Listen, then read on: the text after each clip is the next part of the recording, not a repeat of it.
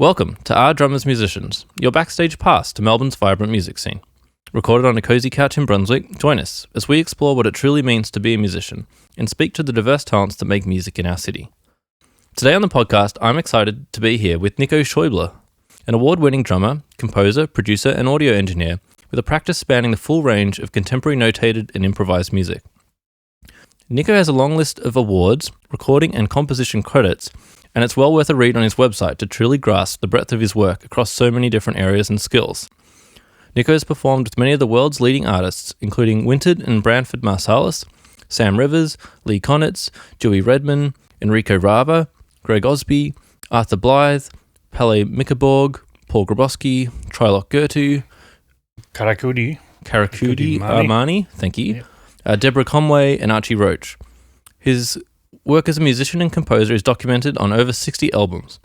Niko's composition spans film and television scores, ballet, interdisciplinary works, chamber and symphonic music, with major commissions from the Australian Art Orchestra, West Australian Ballet, a German one, which I will throw to you, Radiosinfonieorchester Frankfurt. Radiosinfonieorchester Frankfurt. Thank you. Is that the one? Yeah, that is the one. Okay. The Queensland Festival, the Berlin Jazz Composers Orchestra, and the University of Orchestra Ulm. Yep. Niko was commissioned by the University of Ulm in Germany to create his work last year called Clear Waters, which was for jazz trio and a large symphony orchestra. Niko has held teaching positions in jazz and film music at Melbourne and Monash universities, the University of Melbourne Polytechnic, and has been a guest lecturer at ANU, UTAS, WAPA, Universities of Adelaide and Queensland, the Jazz Institute Berlin, and the Sommerakademie der Freien Kunstschule. Thank you. In 2012, Niko opened Pughouse Studios, a professional recording studio in Melbourne, producing more than 160 albums to date.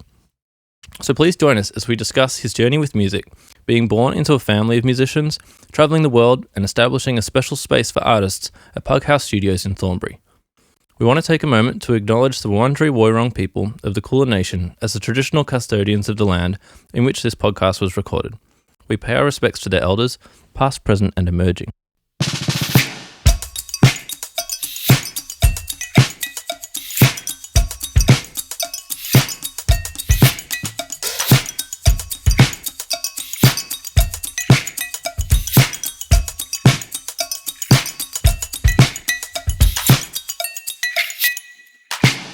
Welcome to the podcast, Niko.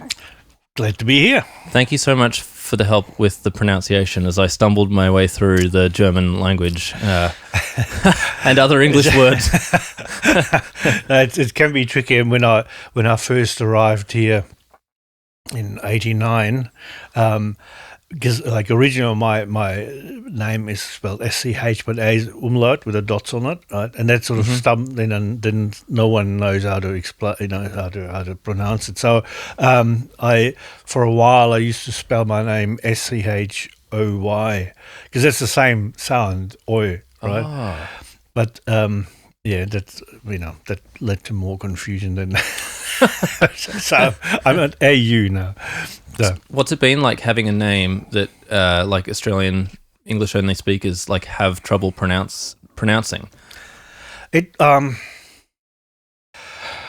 in a way, like it sort of did not annoy me, but it always explained, and then you have this thing where you did really well, but some people they're not good at imitating, or when they hear something they still can't say it, and then I start feeling, I don't want to say it again and again, because it then becomes annoying. And yes, but so you did extremely well. Oh, thanks. I wasn't fishing for compliments. It sounds like I've never had to experience that with. I haven't played overseas in a non-English speaking country, and Luke's kind of relatively simple. Which is good. Niko is simple. It's Nikolaus in the original, but I've been Niko, even like in Germany as well. Everyone shortens things there too. Yeah, right. Well, I wanted to ask about that.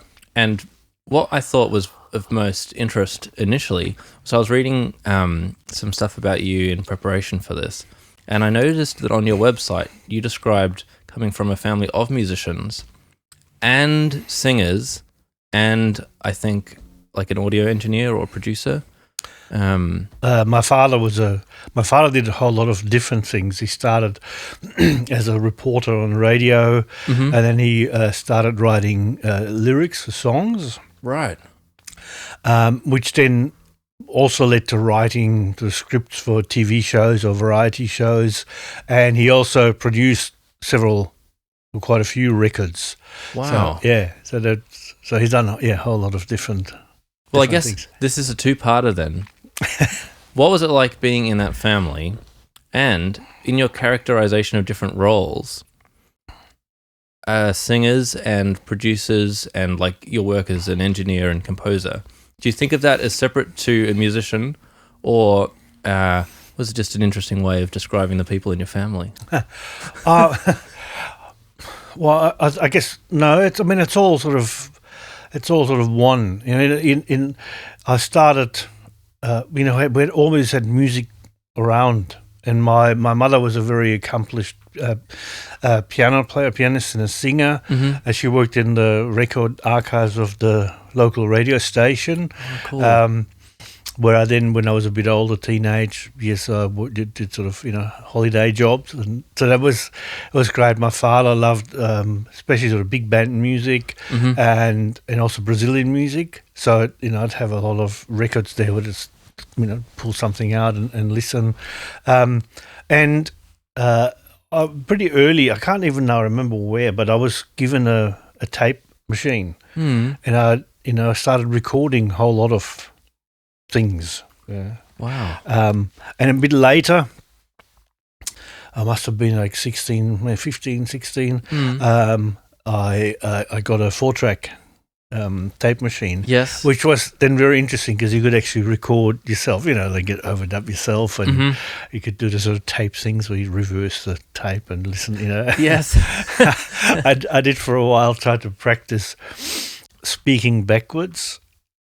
And then, would record myself speaking backwards and then turn the tape around. I don't, it was sort of, I think it was funny. It wasn't that successful. And God knows why I did that. But I think that's this sort of, sometimes I think if things are sort of physical, it's a physical medium, you start, you don't have millions of options like on a computer. You can that button and that button, that menu. But you then think, what can I do with a few means that machine in that instance that it provided? So when that's something I also like about drums, it's in essence, it's a very simple instrument, a very simple concept, but that also gives you the challenge of getting as many sounds or as many ways of playing it and, finding that. Yeah. Yeah. Wow.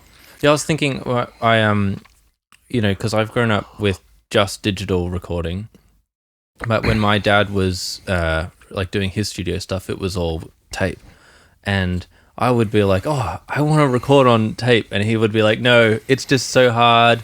You're stuck trying to you can't edit stuff, or you're spending hours trying to put stuff together, and you don't know how easy it is in the digital world. Yeah. What's it like now when you're running a digital studio? Do you still take that old mindset of well, I don't want to open up too many options, so I'll use the tools, but in a more minimalist approach? Or is it just for the span of your career now, you've just updated your skills with the times and you do the full extent of, the digital system? It's, you feel you should, if you can do it, then do it. I'm not trying to sort of necessarily say, no, all that software can do all that stuff, but I'm not going to do it, right? But it's, running it as a business, it is also a matter of budget, and how much, because it still takes time. And it's great when there's a bit of time and there's a, bit of money where we can sort of experiment more, and do some, I don't know, weird things or some things that you haven't done, but sometimes or often there's not enough time. So you do have a certain procedure or certain approaches, and most of the time, 90%, 80% of the time it works, and then you just sort of alter, the approach a bit. Yeah. But I think, it's when I first started recording, apart from my sort of own recording experiences in the basement of our house, but going to a studio, it was all tape recordings, and over time that really changed the way. It's not just a technological thing, as you know yourself. It's the whole approach to how you prepare, and as a band, I think you have to be more tolerant, because the more people, the more mistakes, or the more fluffs, or no one is ever totally happy. No one ever. I think the 5 people that perfect. That was perfect. We all were perfect, But you think more of the whole. Of the music and the whole song or the whole band. So you just feel, I missed that. But, for everyone, there was a great solo, and let's take that take. Yes. Because unless you had a lot of money, usually you hired the multi-track tapes because they're so expensive. And then depending, if you wanted to have good quality, you ran them at a higher speed. Now, I can't remember, but I think then you might fit 20 minutes of music or something on it. Okay. So you couldn't do like 20 takes of the same song. Plus, you had to choose. I had, like, early on when we opened the studio, there was one band, I think they were from Brisbane, and they had a producer or a producer, and he said, okay, this is what we'll do. We'll do full takes only, and we'll make a decision after the take. We'll have a listen, make a decision. And even like if we say no, I said, look, it's hard drive. He said, no, I want it off. I want it deleted. Wow. And that made that reminded me so much of the tape. You had to be focused. You couldn't say, I can just overdub it or redo that. No, you couldn't. Another thing I just remembered was one of the sort of larger productions that I was involved was a trio from Berlin, and was a new record label, and so they splurged a bit, and we actually had, I think, 2 weeks in the studio in Belgium. And we could invite lots of guests. That's how I started playing with Trilok Gurtu and with Glenn Moore, and so and we did one take, or we did it was all multi-track, of course, but then something happened, and there was a piano at the end. The piano track got deleted that had been recorded. The piano player was from Cologne, so he wasn't there anymore. But there was we had at the start of the song there was a similar track, so we bounced it out to a quarter inch, and then we did press record on the multi-track, and then he had to sort of time it, and start the tape, So that took a few goes, Wow. But that was the technology then. There was no other way you could splice that in. Oh, so interesting. Yeah. Like, it's so hard for me to conceptualize it. Like I can intellectualize it and go, okay, well, I understand. But I've never had the experience of doing that, where it's so, I guess it's like taking a digital film photo now. A film photo now rather than a digital one. Yeah. It's like you only have that moment, and with my digital camera I can take 50 photos. But it's like, oh no, like I've got to make this shot count. So it completely changes your whole mindset. And yeah, totally. Yeah, all the workarounds, trying to find ways to splice in a tape, and it must have just been so interesting, I suppose, in the difficulty of well, in a sense, but I mean that's what we knew, that's how it was. Or when we at some stage the sort of automated mixing desks, or the consoles, like I think the first one was solid state SSL, and they cost millions of dollars, and there were not many studios had them, but eventually I was recording in a studio somewhere that had them, and that was like a thing to see the faders move. But all the other ones, if you had all hands on deck, yes, because you had to sort of mute that here, and then inevitably someone would say, sorry, I didn't, the button didn't engage. I thought, oh, no.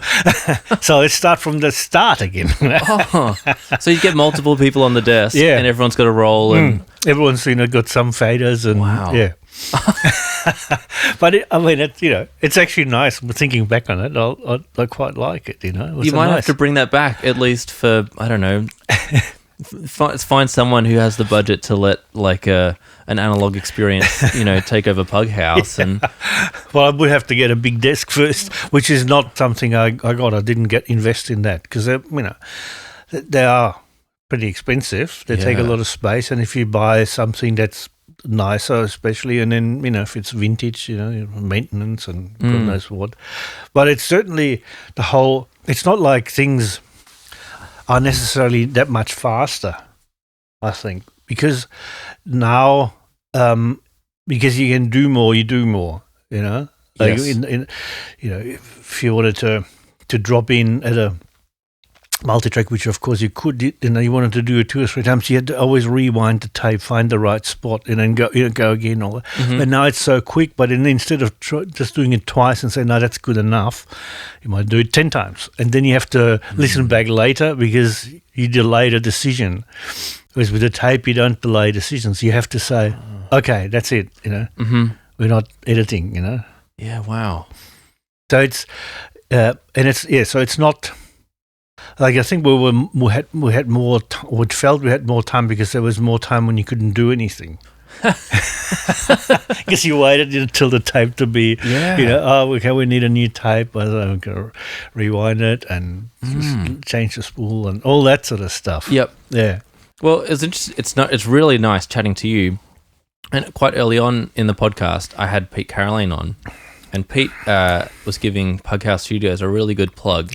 Oh. And because we were chatting about the different ways of recording in like a modern age where there's a lot of people have home gear. Like, I've got a mini solid state Logic interface that didn't cost me $1 million. And, I can't do all the big stuff, but I can at least get like the two of us here chatting. And, Pete's thing was, well, I can go and try and fiddle with stuff or like rent gear, but I don't have a space. Whereas I can go into Pughouse and Niko gets an awesome drum sound, and I can come in and track that. We can try out a few ideas, and then come back again to like do the next session and get those really great sounds. And then for him, it was like, but then I'll sit at home and mix it myself or something over months or something. So how do you find it running a studio in like a time where I guess like the entry level to audio gear is much more accessible, probably more so than it's ever been, but it's not necessarily easy to still make good sounds. And I don't know, I guess like take it wherever you want, but like creatively or just like logistically from like running a business side of things. But it seems, looking on, and I love recording at Pughouse, and I constantly see a turnover of new albums and artists coming through your studio. So like clearly you've created like a really great space and people really like it and appreciate it. But I'm sure it must come with challenges too. Yeah, for sure. Things have become more expensive because, I've got a mortgage on it and, now I'm paying 8%, and insurance and like the same as for everyone. Because you got it built out, didn't you, when you started it? Like that whole space. Yeah, it was an empty warehouse shell, and then together with two builders, I built the studio inside to a design by Dave Flett, who was a legendary studio designer. Yeah, and that took all up probably about a year. Okay. Because some things, electrics you can't do yourself, and you have to have building permits and this and that, and so some people say just do it, and I thought no, I want to do it properly. Maybe just my Germanic attitude, but I also thought if you do these things and you spend, it costs quite a bit of money to fit it out. I didn't want anyone to come around and say, "What are you doing here? You're not allowed to do that here. Where are your permits and all that?" And then. No, so yes, so it just took quite a while to do it, and I did a lot of work to fit out myself. So, as one person, but yes, it's certainly when there was always some, people recorded at home, but more to to a sort of demo stage. Yes. You might remember the 4-track cassette tapes and all that. Do you remember those? I do not. Hey, I'm showing my age, yeah. Oh, but they were the first Niko. things, like, I had a TIAC reel-to-reel 4-track, which they were, expensive and cumbersome and all that. And then, who was it? I think it was at Fostex. They made this. I think it was called a Pughouse Studio. Okay. And there was like 4 tracks on a cassette tape. You can imagine the quality of it. But for demos, it was great because you could, for your band, you could do your own. Play the drum machine or play the drums and then play the bass or something. That was terrific. So and that sort of is still there when people now, to much better quality, you can record at home, because when they come to the studio, then it's not like a totally brand new thing that they've never done before. Ah, yes. So there's a bit of that sort of fear factor, or that sort of, oh my God, what, and this is what I sound like because you record it yourself, right? Yeah. So I think that's good. It makes things more relaxed. Mm-hmm. An aspect that quite a few people have said is also that when you record yourself, and I know that myself, sort of part of my brain is not on the performance. It's, okay, well, I'll set everything up, all the levels should be right. But you then, you play and you get carried away a bit, and so you play it loud and think, oh, she did that now. Oh, sorry, we have to edit that. Is that now, will that be distorted? And then you think that, and I'm not being in the performance. Recently I had a singer-songwriter, acoustic guitar, and voice, vocals, and you can do that to quite a high quality, at home. Really, get some good microphones. A lot of it has to do also with the room, the sound in the room, and not getting sounds from the outside, all that sort of stuff. That is probably quite more expensive than the sort of microphone and preamp and all that sort of equipment. That's and if you rent somewhere, that's sort of tricky. Anyway, he said, "Oh, look, I probably could have done that at home, but I didn't want to have in my mind any technical aspects. I just really wanted to focus on my performance." So I think that's a great thing. And okay, some things are easier to record than others. But if you want to have, as record a drum kit in your apartment or at home, it becomes all a bit sort of cumbersome. Or if you want a whole band and you get a good sound, then you're basically running a studio. And some people do it, but it's a lot of investment. And if you only do it for yourself, how much money you're going to make from that. But certainly the business, it's become more tight. That's for sure. The expenses are just up everywhere. But yes, no, touch wood, it's all been great. And it's been, it took a few years, of course, and we don't do much advertisement. Occasionally we put some specials on.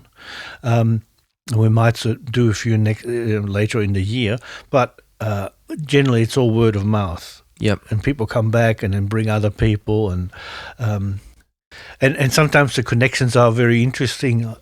Who yesterday had a performer in the studio, and actually he recorded a guided meditation. Because we do, sort of audio books as well, and that sort of things. And the studio had been recommended by, don't know if you know Bonnie Smith. She's a terrific singer-songwriter, and she had been in the band, in the studio, recording. But I don't know if that's interesting in edit it out, but she has 2 friends with whom she played here, but those 2 now live in Vietnam. And the person yesterday, he was in Vietnam for a year, and he met them. So it's like, okay, word of mouth sort of across the equator. Oh, that's awesome. And it shows, though, that like word of the mouth is like so amazing.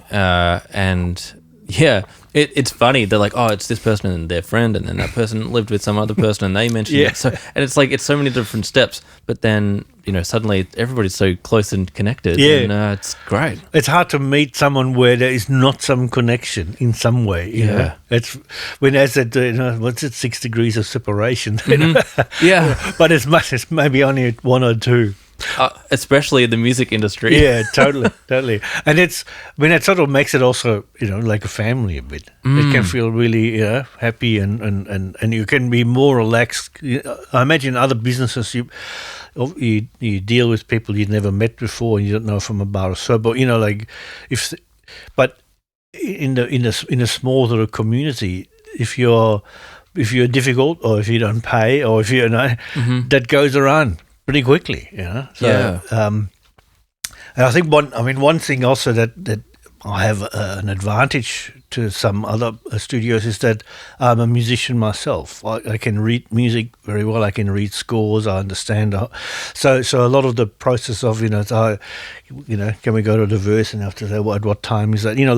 Those sort of things. And I know from having been a musician in the studio, and sometimes still am, what makes it hard, what makes it really enjoyable and good, and what makes it difficult and annoying. Yes. So I'm trying to let that flow into it. So because in the end, it doesn't really matter how much technique and how expensive your microphones are. Well, to a degree, but it's how do you feel? Do you feel free and relaxed to perform? That's what comes across. Sometimes I say to people, well, we all have records we really love, but when you really listen to it and you think the sound is actually pretty shit, because it's could even be something that's recorded like a bootleg, or but I think, wow, this is a great recording. Yeah. And then on the flip side, things that sound amazing, and but you listen to it once and you think, no, yeah, meh. Yeah. Yeah, it's so true. And I think you're awesome at creating that. Of all the experience I've had there, I just feel very comfortable, and you're clearly thinking about it because you've had all those experiences that guide you in, okay, I want to create a space that is like this and embodies that and lets people have that comfortable and confident feeling to just do their thing rather than stress or worry about other stuff. That's it. And it's when some people are seasoned, they've done lots of that sort of, the studio situation doesn't sort of freak them out, so they start at a different level of relaxation, although if things go wrong, they can go wrong too.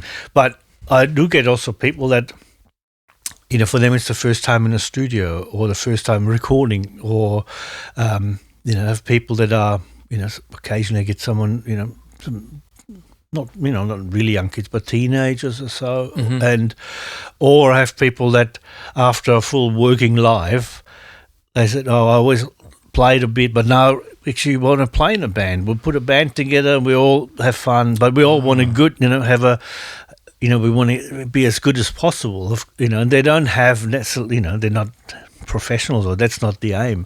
But it's so for everyone is sort of quite a different starting point. I think understanding where people come from, or where they are, and making it as comfortable as possible, and make it possible for them to come out and say, this went better than I thought it would. So I think that's good. Yeah. It must be special. You just see so many different things from, you're recording professional musicians, but then also like the diverse range of the full spectrum to like people starting regardless of age with their instrument or whatever. And then even like all the spoken word stuff and like the audiobooks and you just must have so many characters coming through the studio all the time. Yeah, totally. Well, what's it like, there's lots of people in Melbourne that have, like my age, going, maybe I'd like to move to Berlin to make music in my, 20s and 30s. But your life is like the inverse of starting there but coming to Melbourne. Why Melbourne, and why have you stayed in Melbourne for, so long and established yourself here? Rather than staying or going back to Germany, where there's also, a great music scene. Yeah, I mean, the simple explanation is that I met Kate, my wife, in Europe in '87, and I came. We were traveling. That this is another long story. This is a whole podcast, and how we met. But she's from Melbourne, so eventually she had to go back. She lived in Berlin for a bit with me, and then she had to move back, and I came out in '88 for about 3 or 4 months. Mm-hmm. But we hadn't sort of decided, or if we really would move, and then another 8 or 9 or 10 months of occasional phone calls because it was really expensive. No internet. Yep. Writing letters on the blue aerogram paper. Oh, wow. And all that. Sending tapes, making mixtapes, all that sort of. What's an aerogram paper? You can almost see through it. It's really thin. Yeah. Right? And it was blue. For some reason, so you could fit, because if it go on a plane, weight is the issue, right? Oh, right. So it's just really thin, and it's really thin. Okay. So you couldn't fit 10 pages where normal is only 2 pages. Or Okay. Wow. Yes. Sorry. Yeah. No, that's cool. I even sent a telegram once. Wow. Yeah. Anyway, what was I? Oh, that's the reason. So in '89, I moved here, and we sort of had an idea that maybe we'd move back or backwards and forwards for a while. But I got established here, played with great people, and I did go for most years. I went back to Germany for 3 or 4 weeks. Worked in Berlin and mostly Berlin, and a couple of little tours or here and there. Mm-hmm. But then our son was born, and he's done. I still toured, but if you really want to work somewhere, you can't be there just for a couple of weeks a year. So that's not. You have to actually live there. So that's that we did. We lived in the mobile home in '94 for a year, drove around Europe. Okay. With the sort of idea that I might make new connections on it, but again, it was not really. Yeah, in the end, I think we should have, if that was the idea, we'd go to one place, and stay there and establish yourself. Mm. So, and I was doing stuff here. So and visit family and do a few gigs in Germany, but I stayed here. Mm-hmm. So what was it like? The music, I suppose, education system in Germany is different to here. It sounds quite interesting. Are you happy to briefly tell us a bit about that? Yeah, I mean, it's in many ways, it's there's very similar things. In the school, I mean, music programs.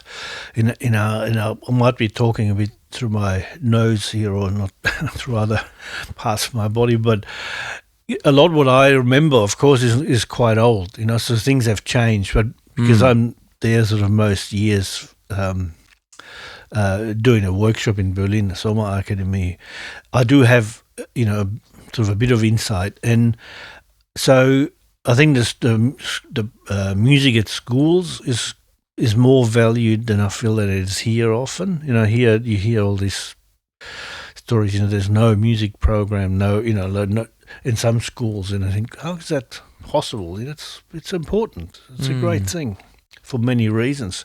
But one institution they have in Germany, which I think is about 100 years old or so, there was some jubilee, I forget, some anniversary, but it's called music school, Musikschule, and it's a government-run institution and subsidized, and it's basically it offers. I mean, they all offer different things, but most will offer private tuition.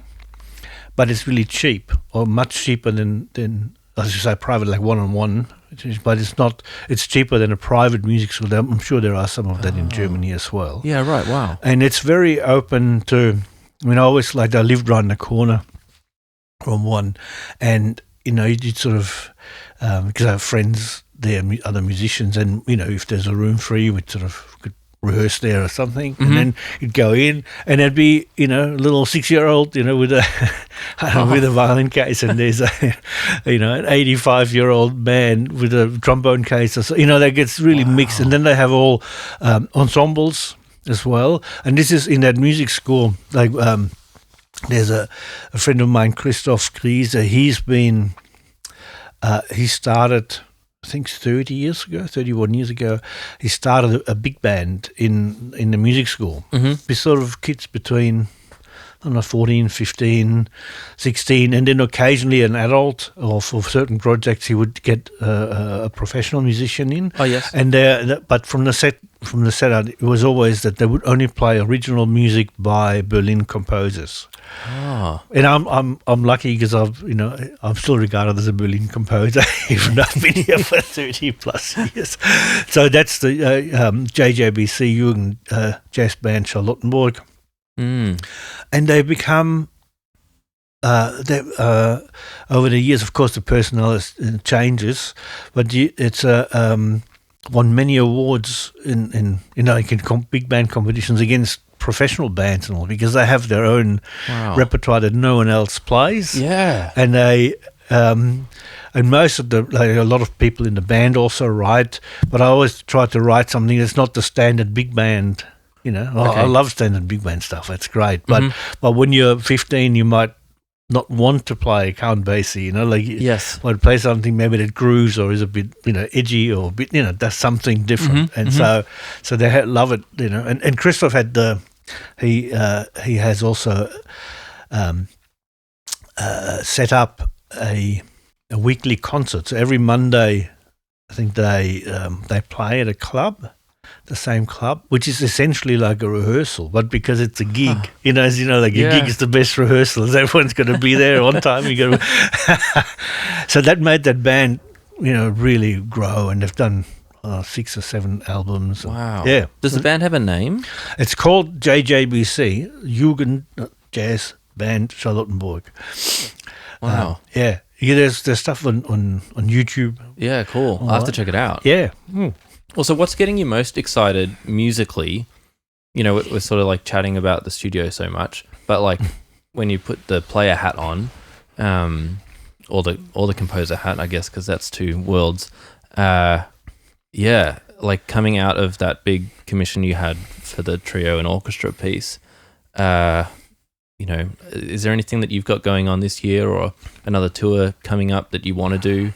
That's, I don't know, got your like creativity feeling excited? I'd be like sort of big tour, no.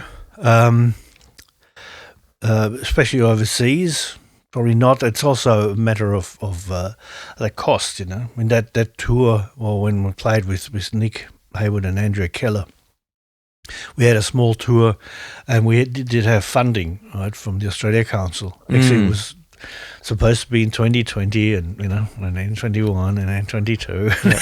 And you finally went last year. We went last year, and at the start we had a really it was big. We had several festivals and lots of gigs and all that.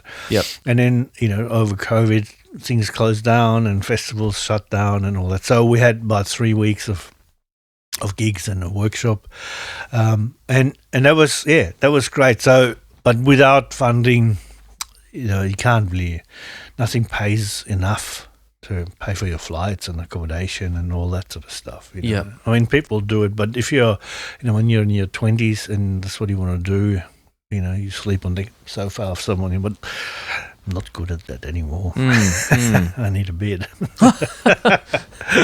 Well, I guess we should potentially label it, I guess, for some listeners. This is like playing in like a contemporary Australian jazz trio, and that would be probably most of the playing that you do at the moment. Would that be right? Not necessarily with that trio, but like contemporary jazz drums. Yeah, definitely. I mean, occasionally I would do something. I played for 3 or 4 years or 5 years with Deborah, Conway, and Ziga, and been on a couple of albums, and and that's not jazz, but it's still it's still, there was still enough sort of leeway to sort of, you didn't have to do everything exactly the same every night. Yes. So that I did enjoy that.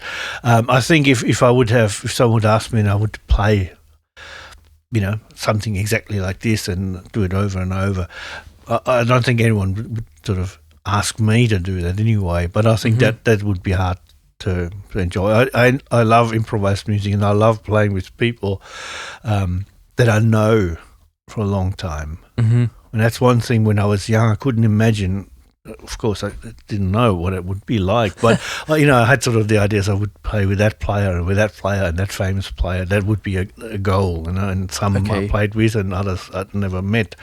But the feeling that now I've played with some people I've played with for 40 years. And then, so there's nothing, you don't have to discuss anything. You don't have, we're all there. Yes. It becomes a sort of, almost telepathic. You just know what the other person might do, or you can challenge them musically to do something. And so, I love playing, and I love playing with Torio, which is with Paul Grabowsky and Mirko Guarini, with Nick and Colin. We got a gig coming up soon. So that's very open. That's a very open concept. It can go wherever it wants. It's all about listening to each other. And Do you do any composing for any of these improvised groups, or is that? Yeah. When you do that, I suppose, what is your style? Is it like ahead and solos, or a through compositioned narrative that's here's an idea for all the different sections? Or I don't know, more a composition where it's just completely conceptual. Here's an idea on a page, and I'll show you the next page and move on. What's the vibe when it's a group like that? I like to keep sort of things simple. I always think that they're not really long tunes as such, but in the performance they might be 15 minutes, right? But I like to create a situation for people to play in, an environment for people to play in, and so the song has to set up something. It has to have something that you can get your teeth into. There's something that where you hang. What's the word? Where you find a couple of moments where that's the essence of the song. Because you can't rely on, most of my songs, they don't have, they have a form, but they're not necessarily like a standard form or something. Well, it's not a blues, Yes. There'll be some quirky, strange turn somewhere, And when there's one song, and it's, that especially with Torio, that was one of the things that now I have written things for the band, and so has Mirko and Paul, but we're also all playing, bringing in songs from, we played one, and that's sort of on our standard repertoire. They're recorded, I think, in 96 in Berlin. But it's all, the way that people react to it and what they make out of it is great. And there's one song that I had written for, it was originally for a woodwind octet. Oh, okay. So what's the instrumentation? Goodness. I think it was two flutes, oboe, cor anglais, I think clarinet, bass clarinet, bassoon. It might have had a French horn. I can't quite remember. But it was an oboe player that I knew, I think, through the music school. He was a music school at the Musikschule. And he had is a classical player, but there's an American composer called Alec Wilder, and he wrote, there's sort of with crossover jazz, there's some improvisation, and he was really interested in that. So but I don't think there's that much material, or it was hard to get. So he asked a few people to write something for, to augment it. Okay. And I wrote that piece, and that then also became a piece I recorded with a quintet, with more like a jazz quintet, and then we recorded it quite a few years now ago with Torio as well, and it has it has a form, and it's got some odd bars, and it's sort of a bit, like many of my compositions, they're sort of a bit odd at times, but there's particularly one moment, and I never sort of heard it that way, but when we played it over and over, and it's really, we laughed at it, because we arrive in those, 17 bars. There's one moment where he goes, boom, boom, the simplest thing. But then for a while, it became sort of the aim to what will happen till they were done, as long as we all get that together. And so it was, And I love that. So the composition became, in a sense, it became two notes, around which everything gathered around. Wow. So I think that's sort of my compositions for the smaller ensembles. For bigger ensembles, I do, like for the big band, I often write, they're through written. I try to, not just have head, solo, head, there's backgrounds and solos go over different forms. Occasionally I've written a couple of pieces that is all through composed. Mm-hmm. And the piece that we played with the Symphony Orchestra, I tried to get the orchestra to improvise to a degree. And I know that's always really difficult because a lot of classical musicians, they they fully admit that's not what they don't know what to do, and then they don't want to do it because they don't want to sound bad, or there's a lot of that stuff. But that orchestra it has professional musicians in, but there's also a lot of younger people. That's the orchestra of the University of Ulm. So there's music students in there, and then there's people that study other things, Ah, but okay. they play and they love all playing it. So there's more younger people, and for that, which we also had like 3 or 4 days of rehearsal. So I thought there's a chance of introducing that, and it worked pretty well. It's on YouTube as well. People can have a I'll put a link in the podcast notes so people can check it out. Yeah. No, and that was really good. So I didn't want to do a sort of a normal jazz trio thing and then just use the orchestra for colours. I wanted them more involved in it. Yeah. Wow. Yeah, and it's great. I think you definitely achieved that. Oh, thank you. We've been doing this segment on the podcast where each guest asks a question of the next guest. Okay. So I've got a question for you from our previous guest, Ryan Griffith. Okay. Jazz guitarist and music educator. How important is your identity in your music? Thanks, Ryan.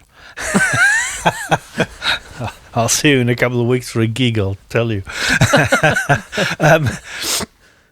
Identity, what is important for me is sort of my own voice, but not to a degree that I feel I have to be sort of featured, or it's more that I want to be original in the moment, not sort of as an entire being, or I think I sort of have a sound or a way of playing, and people that know me maybe can sometimes realize or recognize it, but it's more the identity in the moment, the identity that I'm original, I'm contributing to the music. And I think I used to be a lot louder and I played a lot more, and it was more important to be sort of heard at all times and be, I don't have that anymore. Like I slowly, maybe too late, but I let go of that to a large degree. And sometimes now when we play, I really love to stop to play and just listen, because the trust in the other musicians is great. So the music won't stop. So my identity flows in a bit in me trying to be original or provide something original rather than just the color or just the groove. Nothing wrong with that. But so that's sort of the identity, I think. What maybe that was a very long answer to a very short question.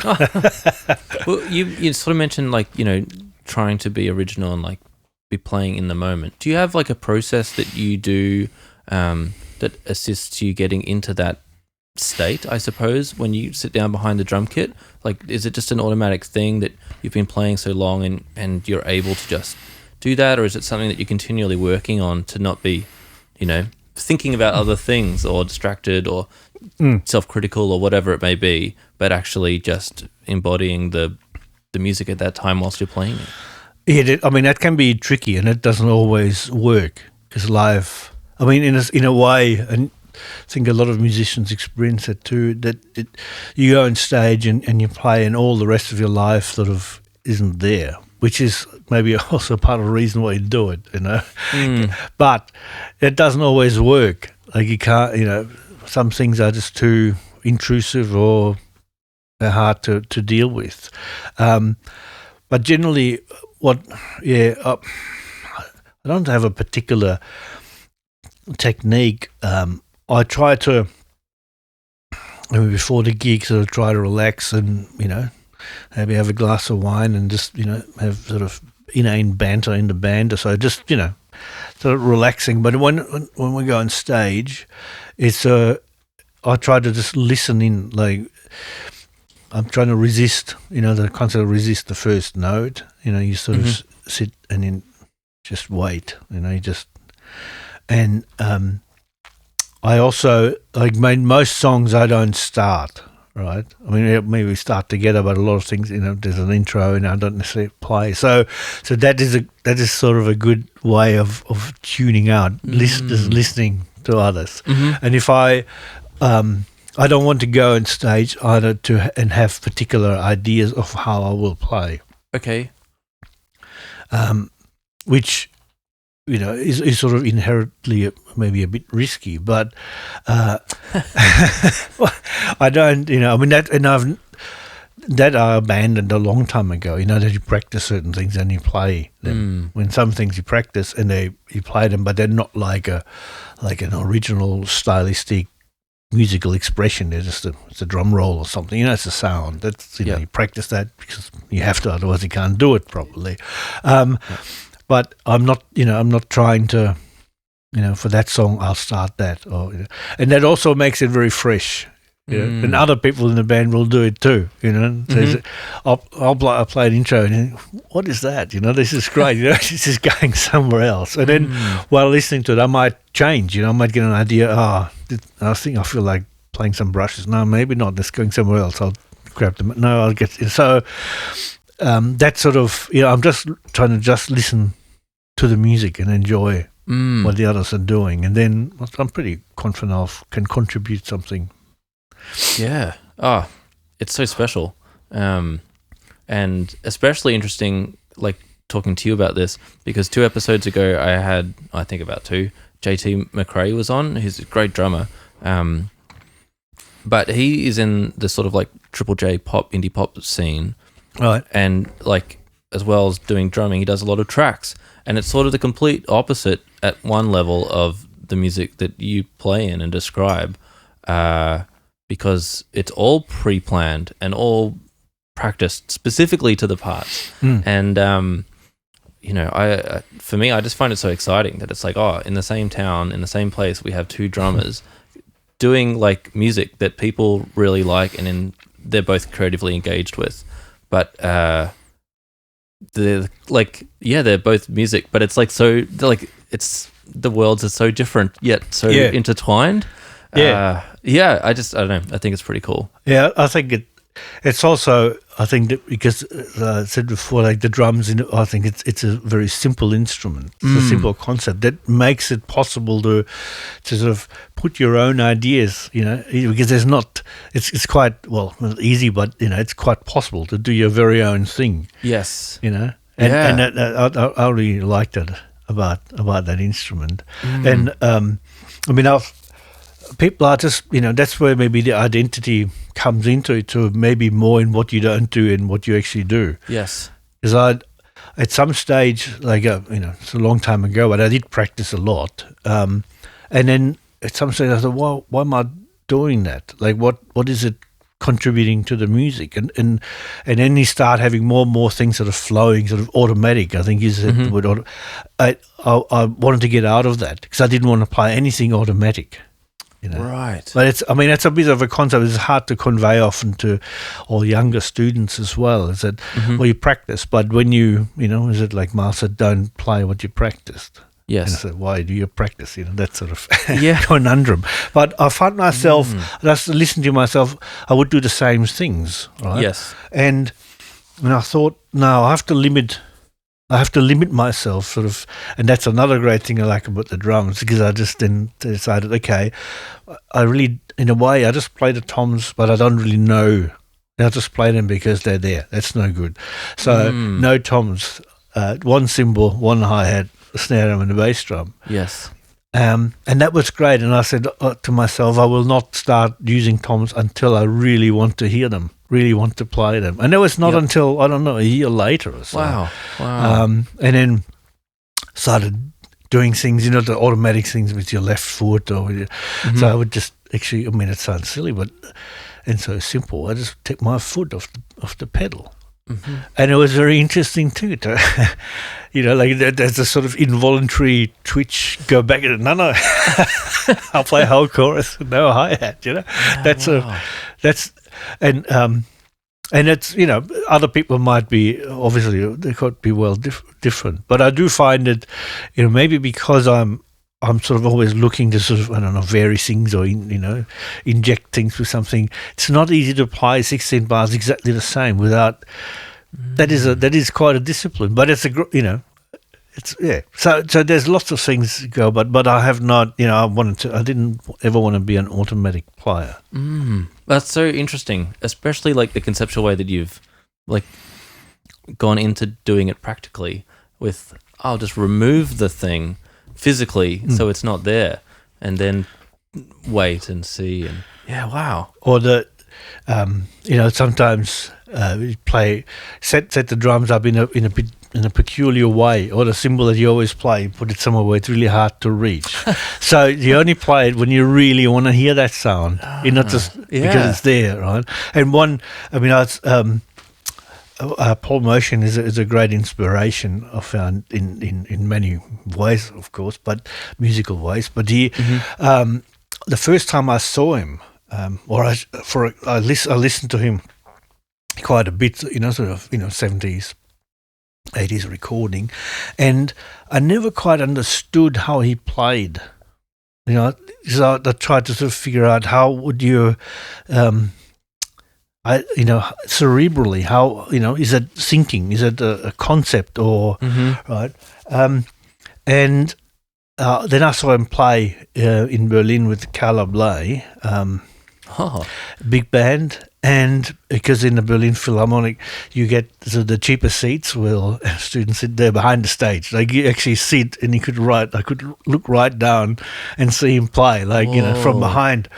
And the sound's all right, but it's not that great, right? But, and I looked at him and I saw it, and he looked to me like someone who'd never sat at the drum kit before, but had great fun exploring the sounds. He'd play, and then there'd be this China cymbal. He'd play it once, and he said, and he'd play it again, and then he'd go somewhere else. So I thought this is the way he sounded to me, just playful, just the fun with the instrument. And there's a story, I'm not sure if it's true, probably is, where he, when all clubs now have, drum kits, and they're not always set up, maybe the helpful sound guy will set it up or someone, and it's just totally bonkers, right? It's totally not right. Yes. And he would not change it.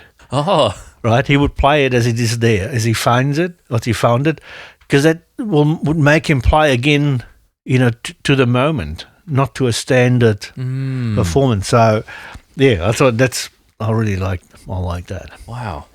How special to have seen that and had the epiphany, I guess, of watching that happen, but from your own eyes behind him with the orchestra. Like, that's pretty. That's special. We did. Yeah. And the 80s, we did have. There were quite a few jazz programs on the television, but without internet, and no videos. Like you couldn't see anyone play unless you went to a gig, right? And in a way, that sort of delayed gratification. I think, I get it now. Yes. When I first started, the first album that I heard someone play drums that I want to play like that was Billy Cobham, Funky Third of Sings. And I did have a teacher. He showed me a few things, but I tried to then. He basically said, "There's a few things," and put the headphones on and play. And so after school, I'd come home, put the album on, and play along. And it was really difficult, right? Yeah. And so as I got better, I could play more. But some things I just found incredibly hard to play. I said, how does he do that? And not until I saw, I think it's on television somewhere, said he's a left-hander, but he plays a right-handed kid. Right, so the whole thing of how he had being left, and that's, you get this all sort of double offbeat accent and all that, because his right hand can move around. Yes. Whereas if you have your arms crossed, and they say, oh my God, no one told me, I didn't know. But on the other hand, I try to practice things that are they're not unplayable, but they're really difficult. So I sort of over practice, and in the process, might find my own sort of ways of doing things. Yeah. So too much knowledge, I think, is sometimes just not good. Oh, yeah. That's very interesting to think about. Well, I would love to keep chatting, but I'm so aware of how much time I've taken. So I feel like I should wrap up with 5 quick answer questions. Okay. But first, before I forget, what question would you like to ask the next guest? Oh.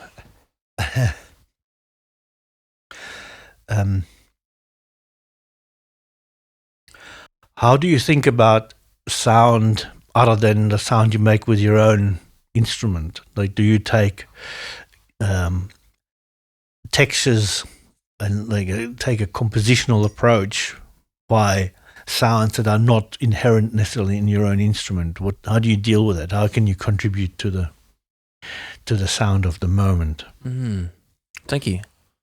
If that made sense. Yeah, that's interesting. I wonder who gets the question. Oh, All right, what is your favourite venue to play in Melbourne? In Melbourne, probably the Jazz Lab. What is your dream venue to play at?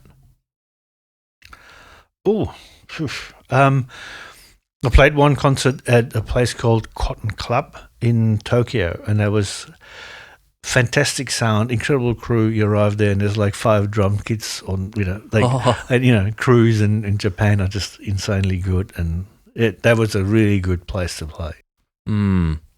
What about one that you haven't played at? Is there one that you've I don't know, you've played at so many, but is there I don't know, an old record that you're oh, I wish I could play at that venue? It'd probably be good to play at a Village Vanguard, because there's so much has been recorded there, just for the history's sake. Yes, yep. What is your coffee order? A latte with no sugar. What's your favourite place to get food after a gig in Melbourne? Oh, at home. Do you have a go-to meal or snack that you make after a gig? Oh, too many. All of them. Well, whatever's left over, probably a salad of some description. We used to go to what was it called? Was it the Hollywood? It was like a kebab shop or so in Bridge Road, Richmond, I think. Was it the Hollywood Plaza or some grand name? Yes. But that was open, so people would go there. And in Berlin, now I'm taking too much of your time, but in Berlin there was a famous, currywurst. That's a very Berlin. It's like a sausage with tomato sauce and a curry powder. I like it. Some people think it's disgusting. I like it. There was one famous one that was very good, and it was running a food caravan, and it was at for some reason, don't know why, it wasn't in the centre, but it was at the law courts, in front of the law courts. Maybe there was good parking, I forget. But there, it's where you'd meet a lot of musicians. And before I moved to Berlin, to Melbourne, my good friend Martin, he drove me, we played a gig, and he drove me overnight to Frankfurt airport, and that's like an 8-hour sort of drive. Whoa. And on the way out, we would stop there, we had a currywurst, so that's the last place I ate before I left. And there were lots of musicians there. Wow. So we'd say, goodbye, see you, I'm going to Australia. Oh, what? Yeah. Wow. Oh, that's special. Yeah. All right, well, finally, what is one piece of musical gear or equipment that you cannot live without? I think something that I wouldn't want to be without, and I'm not that I'm using it all the time. It's a bit dependent on the musical circumstances, but I got as some people call it, a wobbly cymbal. I got a Hammer X right cymbal, liquidity right, and that's sort of special. Yeah, it's a good musical friend. Oh, that's so interesting. How long have you had it for? Or probably about 10, 12 years, maybe even 15 years or so. Mm-hmm. When they first came out, like the music shop, Drummers Paradise, where usually buy things. If I buy things, they called me and said, "You like weird things? Check this out." So I went in and I checked it out, and I really like it. It took me quite a while to get used to it because it's a moving target. You've seen it, I think. So, but. And it's not for all kinds of music. Some music won't work, so I won't play it all the time. But if I know the music is open and I can inject myself with a bit of original identity, I'll bring a very unusual symbol. So I do like that. Oh, that's cool. I was not expecting that. What were you thinking? Oh, I don't know. Well, I was thinking that maybe it'd be like this is the preamp I use every day in the studio, or like this is my go-to mic, it solves all the problems, or something. But no, you're like, no, the old musical friend that it just is there, and sometimes you'll go to it, and so thank you, that was special. Oh, thank you. Pleasure. Niko, if anyone wants to book a session at Pughouse or get lessons from you, we didn't really touch on that, but you do that as well for like drumming and composition and audio, and they want to book you for like a session to play drums with them or something like that, what's the best way for them to get in contact with you and or listen to your music? Well, the website pughousestudios.com is probably the best. There's a page about me and information about the studio. There's my email, if it's still there, and my phone number, so I'm contactable. Or with social media, I'm on Facebook as well. Yeah, cool. I'll put links in the podcast notes so people can get in touch. Terrific. That'd be great. Well, thanks so much for doing this, Niko. It's very special to have you here. You have so many magnificent talents, and like the space you've created at Pughouse is very special. And so I really appreciate that space that you've made, and how welcome you've made me feel there to come and any of the times I've recorded. And thank you so much for sharing these stories on the podcast. Oh, total pleasure. Thank you very much for inviting me. Thanks for joining us on Our Drummers Musicians. I hope you enjoyed getting to know another Melbourne muso like I did. Help us grow by leaving a review, share the podcast with friends and family, and subscribe on our website for extra info. Got a guest you'd love to hear on the show? Please let us know at ourdrummersmusicians.com. See you next time.